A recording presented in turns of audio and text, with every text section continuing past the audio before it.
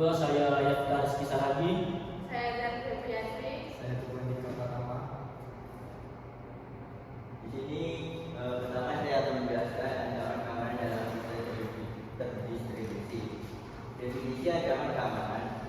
Ancaman keamanan dalam sistem terdistribusi adalah segala bentuk potensi risiko tindakan atau peristiwa yang dapat merusak atau mencuri atau mengganggu data, infrastruktur atau operasi sistem yang tersebar di berbagai lokasi fisik, namun saling terhubung untuk bekerja secara bersama-sama. Ancaman ini mencakup segala hal yang mengganggu kerahasiaan, integritas, dan ketersediaan sumber daya sistem tersebut. Komponen sistem terdistribusi yang rawan terhadap ancaman keamanan adalah server, jaringan, database, dan klien. Dampak ancaman keamanan terhadap sistem terdistribusi: 1. Pencurian data, 2. Penghentian layanan, 3. Kerusakan reputasi, 4. Kerugian finansial. Strategi pencegahan dan mitigasi ancaman keamanan: 1. Enkripsi data, 2. Autentikasi dan otorisasi, 3. Firewall dan intrusi detection system, 4. Pengawasan dan audit. Studi kasus serangan keamanan pada sistem terdistribusi adalah pertama serangan WannaCry, 2. serangan NotPetya. Jenis keamanan ada 3, yaitu 1. Leakage, 2. Vandalis, 3. Terrorisme. Satu akan dibacakan oleh Satu, leakage, kebocoran data. Definisinya dalam sistem terdistribusi adalah kebocoran informasi yang terjadi ketika data sensitif atau rahasia secara tidak sengaja terekspor ke pihak yang tidak berwenang. Kebocoran ini dapat terjadi karena berbagai alasan, seperti kelemahan keamanan, konfigurasi yang salah, atau serangan siber. Komponen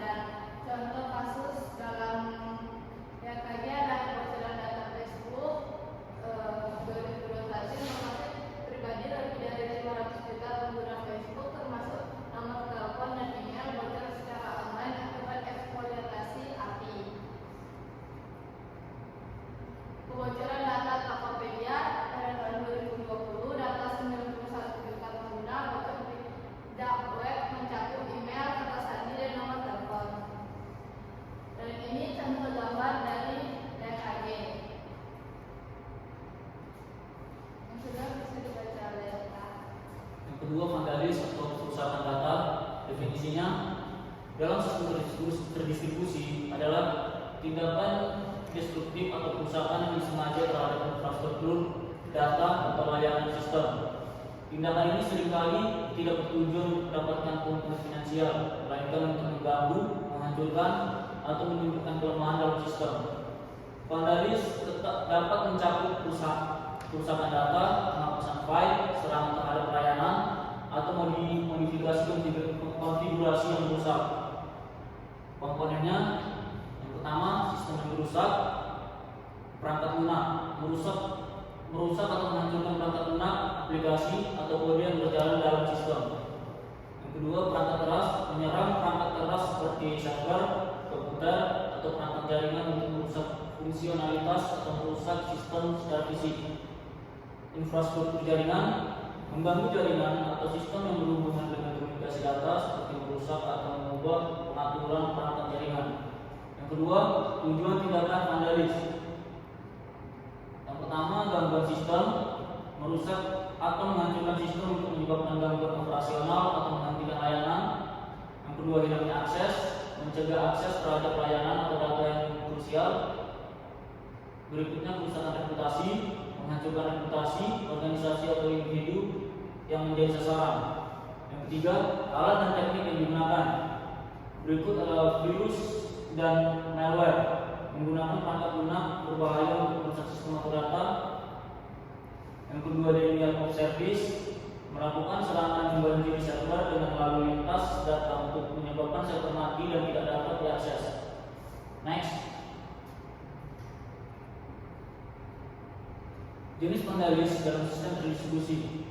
Data vandalis, penghapusan, perubahan atau korupsi data yang penting bagi sistem atau organisasi. Contoh, menghapus basis data pengguna dalam sebuah layanan online. Yang kedua, service vandalis, serangan yang bertujuan untuk mengganggu layanan seperti distributed denial of service. Contoh, membuat server tidak bisa melayani permintaan karena overload dengan trafik palsu. Yang ketiga, kode vandalis, modifikasi kode sumber untuk mengisi iklan, bug, atau membuat aplikasi tidak berfungsi. Contoh, menghapus baris kode penting dalam sebuah repositori perangkat lunak bersama. Yang keempat, infrastruktur vandalis, kerusakan terhadap perangkat keras atau jaringan mendukung sistem terdistribusi. Contoh, merusak perangkat jaringan seperti router atau server fisik. Penyebab dan motif vandalis. Yang pertama, motivasi personal, balas dendam terhadap organisasi atau individu. Yang kedua, tantangan atau hiburan, dilakukan oleh individu atau kelompok hanya untuk menunjukkan kemampuan mereka. Yang ketiga, ideologi atau politik, serangan terhadap organisasi untuk memprotes kebijakan tertentu. Yang keempat, kelemahan keamanan, eksploitasi celah keamanan dalam sistem yang memungkinkan akses tidak sah. Dampak vandalis dalam sistem terdistribusi. Yang pertama, gangguan operasional, layanan menjadi tidak tersedia, menyebabkan kerugian bisnis. Yang kedua, kerusakan data penting menjadi rusak atau hilang, menghambat operasi dan pengambilan keputusan. Yang ketiga, kerugian finansial, biaya pemulihan sistem dan kompensasi kepada pelanggan yang dirugikan. Keempat, penurunan kepercayaan, pengguna atau mitra bisnis kehilangan kepercayaan terhadap sistem yang tidak aman. Teknologi pencegahan vandalis, pertama, backup dan recovery, membuat cadangan data secara rutin untuk memastikan data dapat dipulihkan setelah vandalis. Contoh teknologi, VM backup, AWS backup. Yang kedua, akses control, menggunakan autentikasi dan otorisasi yang ketat untuk membatasi akses hanya kepada pihak yang berwenang. Contoh teknologi, Active Directory, RBAC atau Role Based Access Control. Yang ketiga, Intrusion Detection and Prevention System, mendeteksi dan mencegah aktivitas mencurigakan atau berbahaya di jaringan. Contoh teknologi, Snort, Palo Alto Network. Yang keempat, version control system, menggunakan sistem pengendalian versi untuk melacak perubahan kode dan memulihkan versi sebelumnya jika terjadi vandalis. Contoh teknologi BIP dan SPN. Yang kelima, network segmentation, memisahkan jaringan berdasarkan fungsi untuk membatasi dampak jika satu segmen rusak. Contoh teknologi WLAN dan Cisco ACL.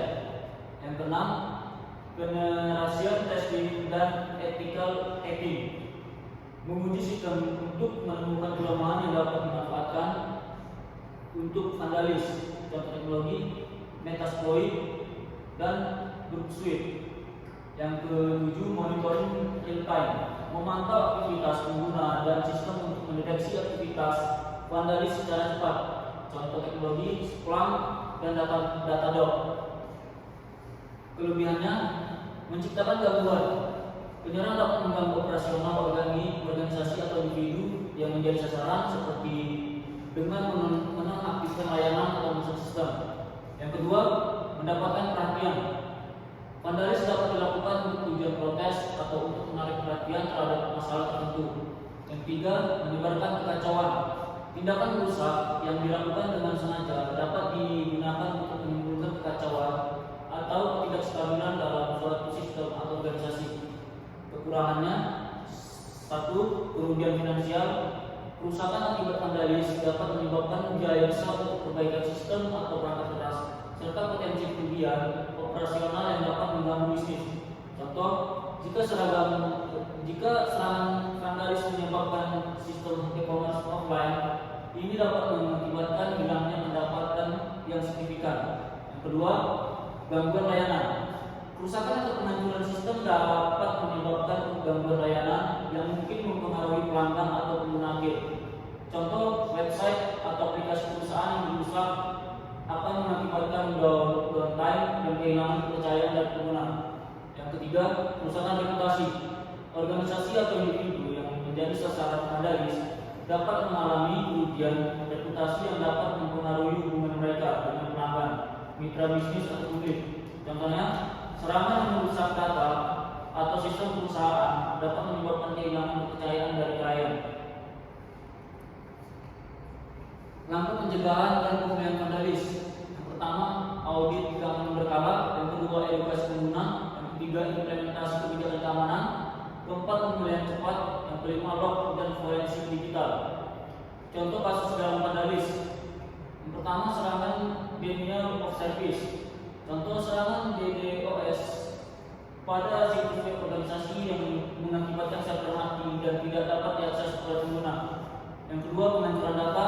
Contoh, peretas menghapus atau merusak file database perusahaan sehingga menyebabkan hilangnya data pelanggan atau informasi operasional. Yang ketiga, serangan pada perangkat keras. Contoh, menyerang pusat data dan merusak server fisik yang menyebabkan gangguan besar pada operasional perusahaan.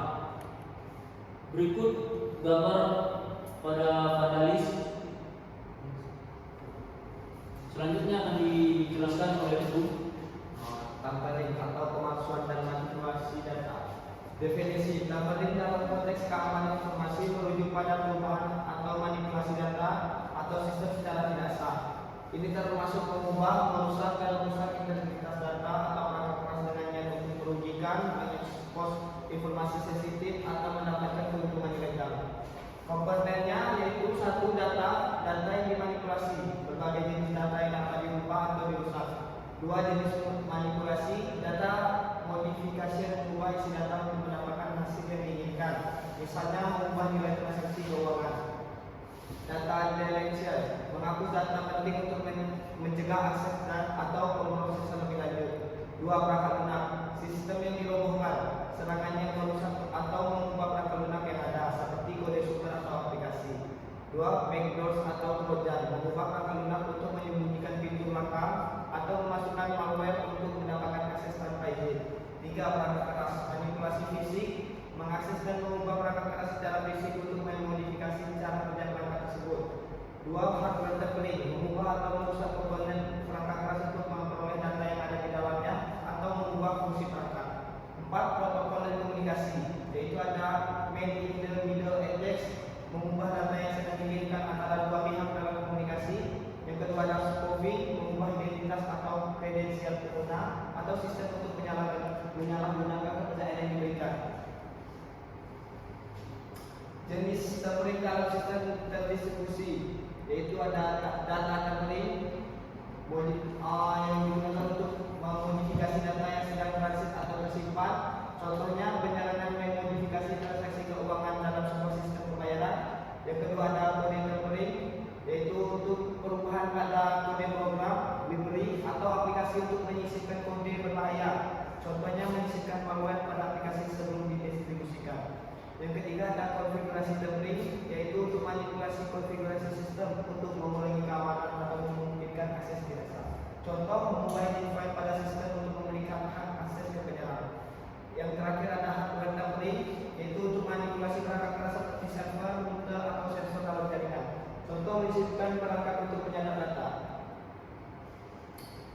Penyebab dan motif tampering yaitu kurangnya proteksi data, serangan man in the middle, kerentanan sistem, dan insiden DRS.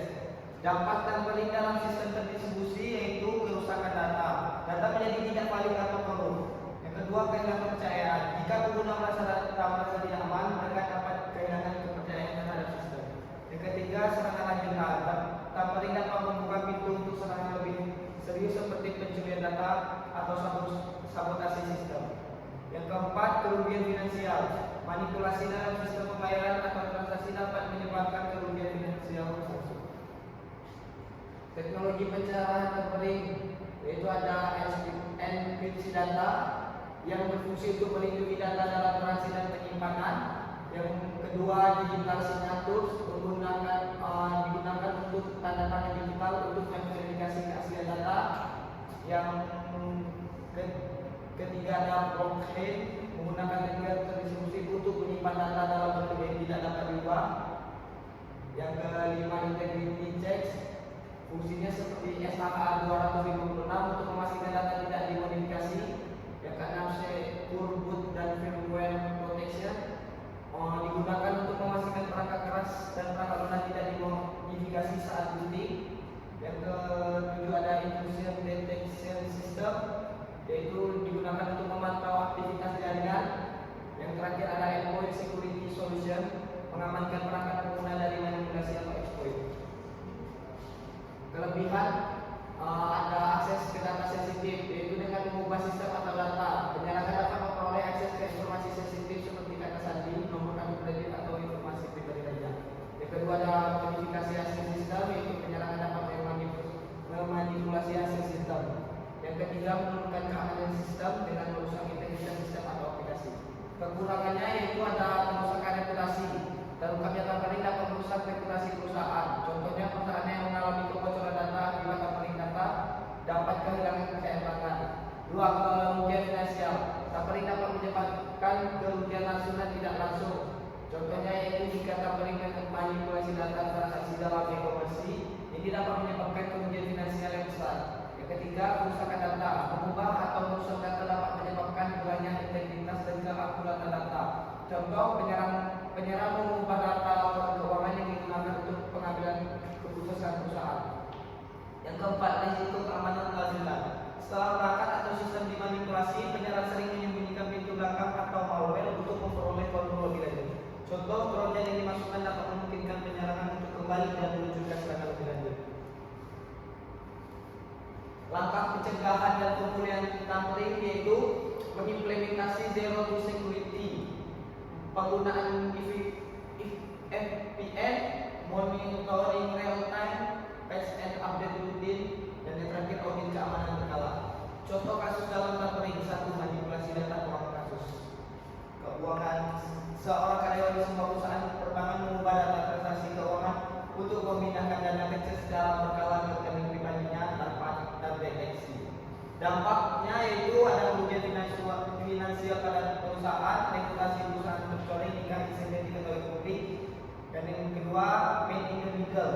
Seorang penyerang memanfaatkan jaringan wifi publik untuk memodifikasi data komunikasi antar pengguna dan situs web bank. Dapatnya kehilangan dana oleh korban. Contoh gambar tampering.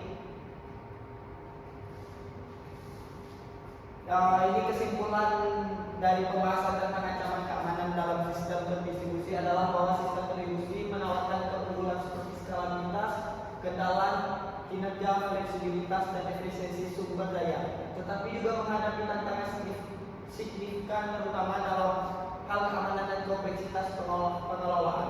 Ancaman keamanan seperti leaky, tampering, dan vandalisme dapat berdampak serius pada kerahasiaan, integritas, dan ketersediaan data secara sistem. Baiklah, sekian terima kasih dari